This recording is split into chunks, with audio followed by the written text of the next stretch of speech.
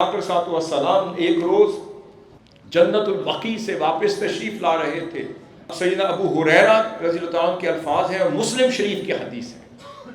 आपने फरमाया वदित्तु अन्ना क़द रअयना इख़वानना।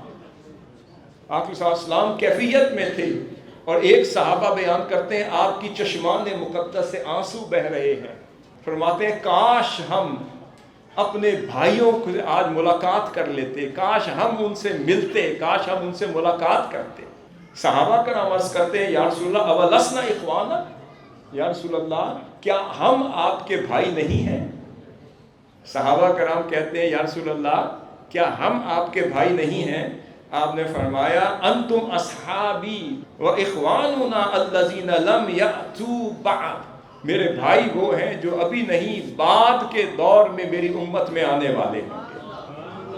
फरमाया कैफ़ तारिफ़ु मन लम यअती बअदु मिन उम्मतिक।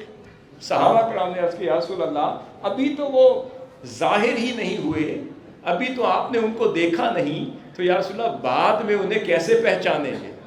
फरमाया सहाबियों एक मिसाल देता हूँ। अरअयत लौ अन्न रजुलन लहू खैलुन गुर्रुन मुहज्जलतुन बैना ज़हरई खैलिन दुहमिन बुहमिन अल्ला यारिफ खैला। आपने फरमाया कि हाँ ये बताओ कि अगर एक शख्स ने एक घोड़ा पाला हो, उसके माथे पर सफ़ेद निशान हो और उसके पाँव में सफ़ेद निशान हो, और वो उन घोड़ों में खड़ा हो जो स्याह रंग के हों और जिन पर कोई निशान ना हो, ये बताओ सहाबियों क्या वो शख्स अपना घोड़ा पहचानेगा? अर्ज़ किया नाम बला या रसूल अल्लाह, वो क्यों नहीं पहचानेगा? क्योंकि वो दूर से पहचाना जा रहा होगा। आपने फरमाया इसी तरह फ़इन्नहुम यातूना गुर्रन मुहज्जिलीना मिनल वुदूई व अना फ़रतुहुम अलल हौद।